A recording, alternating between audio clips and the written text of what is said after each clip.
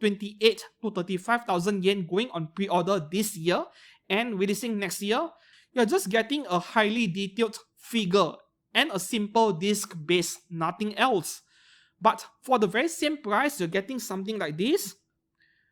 This is one of the best deals of 2023, and I have to wonder whether eStream regretted pricing this figure way too low. Hi and welcome back to the channel. I'm Steven from Xkrogani Studio. Today we have a figure unboxing as well as a review. This is an exciting figure for many reasons. eStream and Shibuya Scramble Figures 1x7 scale. Lancer class Altria Pendragon, I called her Mommy Altria, from 5th Grand Order, FGO. And as you can see, this is a massive box, but I guess that you guys who are interested in this figure would have known that already by now. The surprise here is that this box is actually smaller than I expected. I'm hoping that everything inside here is in one piece, nothing is broken, so let's proceed with opening up, unboxing this figure right here and see what we got.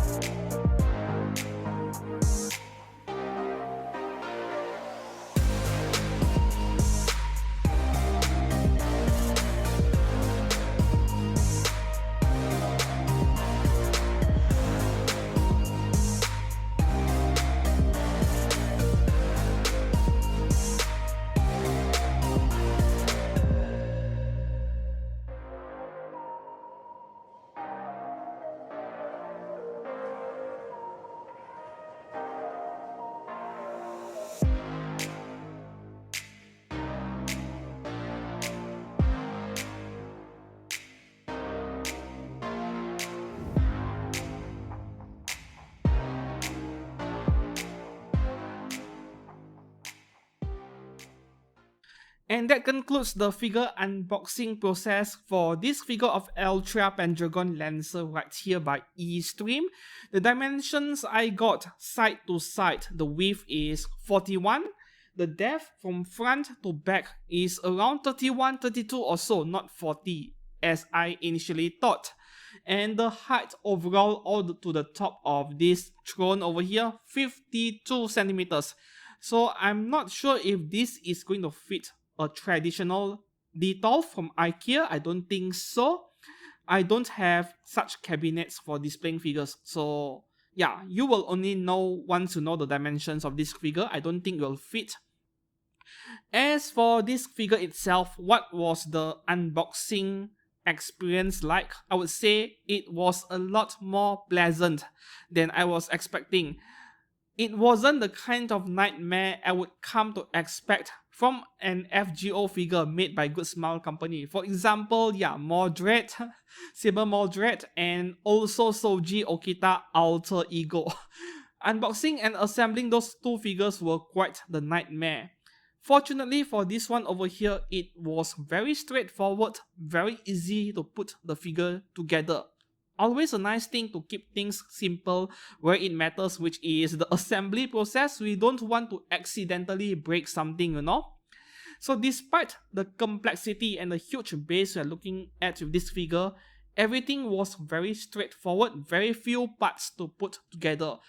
I also need to give eStream a thumbs up over here for the packaging of this specific figure, because they achieve both space saving and reduction of box size, and also indirectly by putting each half of the base in front and behind the figure on both sides, you are indirectly protecting the figure from impact damage in case the postman throws your parcel around, you know. At worst, maybe the base would crack a bit somewhere, but the figure will be protected when you package the figure this way.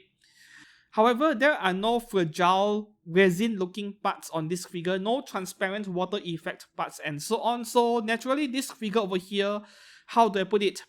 It is a lot less likely to break compared to the likes of Albedo or even RAM back then. So the packaging, the box design, right? I would say the box design was kind of plain and boring, like not very inspiring, not very beautiful to look at. Maybe no cost cutting, because this is a 31,000 yen figure, which is quite unthinkable in year 2023, right? You need to remember, this figure, if it went on pre-order today and to be released sometime next year, this would have been at least 40 or 45,000 yen, maybe more than that, I don't know. But the thing that because this figure went on pre-order last year, where 30,000 yen is considered a lot for a scale figure, this figure ended up being one of the best bargains of year 2023 itself. This entire year, you're getting a giant base, a diorama in a way, and a 1x7 scale figure, all for under 32,000 yen. I don't think there is much you can ask for at this point, at this price point. Other than, yeah, the shipping cost is going to be pretty high depending on where you live on this planet. Speaking of the brand eStream and Shibuya Scramble Figure, this is my first figure from this brand. For two reasons. The first one being they have not been making figures of characters that I am interested in the first place. Like, please just stop making Ram and Rams. We have so many other great anime and game characters out there. The second thing was that they really like to be very outlandish with their promotion. Like, we are one of the most premium figure brands out there, or at least they seem to imply that to be the case when they promote and advertise their products. But when the figures are actually out, there are so many quality control issues, or the figures simply break way too easily, such as that infamous RAM figure back then, simply because, yeah, the protection offered by the packaging, the box, wasn't sufficient. Fortunately for this figure, yeah, the box was pretty high quality, even though design was on the boring side and plain side, but from the practical standpoint, it offered more than enough protection for the figure. Another example where I was very critical of eStream in the past was regarding this Albedo figure. Yeah, so there were issues with parts not fitting somewhat, and the only advice they could give everyone was to use a hairdryer to soften and bend the figure into place on your own. That was actually the origin of this eStream hairdryer joke I made in my April Fool's Figure News post. Yeah, there is a history behind that actually. So the initial impressions based on the figure unboxing process was very positive. Now let's move on to what matters the most, the figure itself, the quality, the sculpting, the paintwork and so on. The sculpting of this figure, there is nothing I can really fault the figure for, and that is saying a lot. The face is pretty much like identical to what we see in the official product photos. The face is the most important of all, and eStream nailed it with this figure. Moving on to the torso, the armor, which I really care for a lot. More good news over here. The sculpting and the paintwork are both impeccable. There are no flaws to be seen over here, and I really like how she is holding her helmet in her left arm while holding her lance, her spear in her right hand. I think this is the best way to display this character, this figure, the way it is, with the good smile version, right? The one thing I dislike the most is how her spear has this laser beam effect on it. When you take something abstract and convert it into a solid object, they often look wrong in some way. And I do appreciate how eStream did not go for their usual fancy effect part, where they love spamming that on other figures, and none of that is present in this figure of Altria Pendragon. Thank God. I don't want to see any of that. However, if there is one problem with the sculpting on the spear, yeah, it is slightly bent. If you look very carefully, the tip is slightly bent to one side, so it kind of triggered my OCD a bit. I actually noticed it almost immediately during figure unboxing. The moment I removed the plastic, I asked myself, isn't the spear not straight enough? Yeah, I think that is the case. Of course, you can try to straighten it with eStream's advice back then of using a hairdryer to heat up the part, soften it slightly and bending it back. You can try that, but I think I'm just going to leave the figure the way it is. I'm not going to risk that because otherwise this is an amazing figure from the sculpture standpoint. The detailed sculpting and the high quality paintwork applies to most of the figure. Yeah, her waist, her every single armor part, all the way to her legs, and also the cape behind the figure. Yeah, there is really nothing much to fault the figure for in the paint department. If I had to try my best to find flaws on the paintwork of this figure, yeah, there are two parts on both sides of this blue color cape over here. Yeah, this corner section over here, the gold color trim, you can see some paint bleeding over. Yeah, it is not immediately obvious, but for an experienced figure collector like me, yeah, I noticed it almost immediately. It is present on both sides, mainly at the corner over here. Not really a big deal because to me, when I look at this figure, my focus would be on the face and the armor and the weapons. Those important parts, at least eStream got it right with this figure, and I'm very happy about it. Another surprise which I did not expect is that this is a very heavy figure. I mean, we all expected the base to be very big and heavy, while the figure to be lighter, but it is actually the exact opposite. The figure is very heavy. Maybe because of this cape over here and all these layers of clothes around her. Meanwhile, the base is very lightweight. Yes, the base is very light and very hollow, very empty. It feels like one of those Gundam action bases we buy from Bandai. For example, you have this huge launching pad base for any Gundam model kit. It is a huge chunk of plastic, but when you flip it around underneath, it is very hollow, very light. It feels exactly the same. So the base is like 100% ABS plastic over here, which is a very tough and solid type of plastic, but at the same time very lightweight. Is this a problem? No, not at all. I think this is the right way to cut cost on a figure yet offer something unique, something special. So you cut cost at where it doesn't matter as much, and then you focus your budget on things that are more important, which is the main figure itself. And I think this is the right way to make a figure. And despite the very lightweight base, very hollow base, this is one of the most sturdy figures I have in my collection. You see, when I shake the figure, like this, the figure does not budge at all. It is rock solid because there are 3 points of attachment. You get a pair of metal rods in each foot, and on top of that, this cape over here is supported by an additional pack on the throne, on the side handle.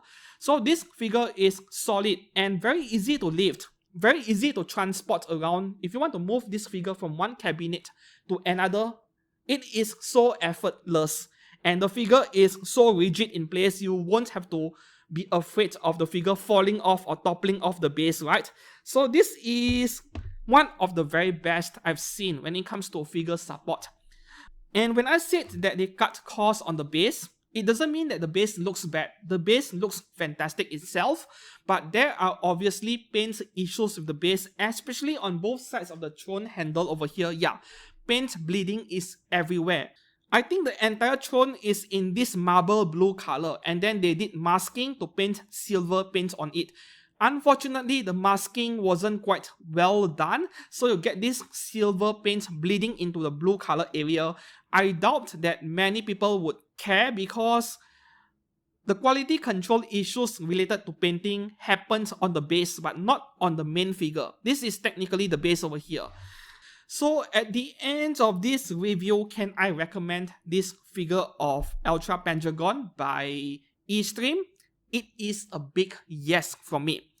The only two reasons why you shouldn't buy this figure is, number one, you couldn't afford it. Don't buy things that you can't afford. And number two, you don't have the space to display this figure.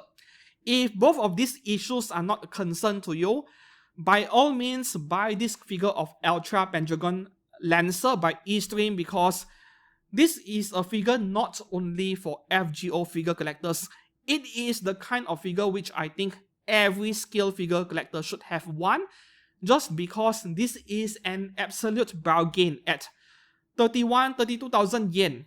Yeah, I know that shipping is still going to cost quite a bit, but you need to remember, nowadays in year 2023, what does a 1x7 scale figure that costs 30,000 yen going on pre-order looks like?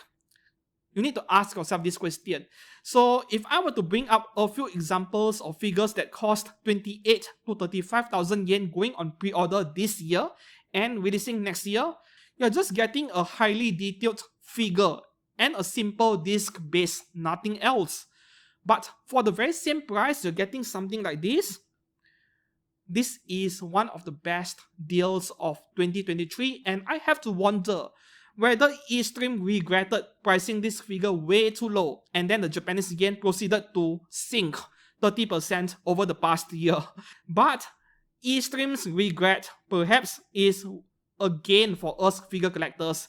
We get to have such a high quality figure, such a massive figure for a low price. Go and get one, yeah. And that concludes this figure review of Altria Pendragon Lancer by eStream and Shibuya Scramble Figure. What do you think? Will you purchase one after watching this review? If you haven't do so yet, I would love to hear your thoughts in the comments below. Please do drop a comment. And if you enjoyed this review, please do give this video a like and consider subscribing to this channel for more figure reviews like this in the future. Another Altria Pendragon figure review is coming up next week, the caster version by Aniplex. Do stay tuned for that. Yeah. Thank you very much, and I hope to see you guys again very soon. Goodbye.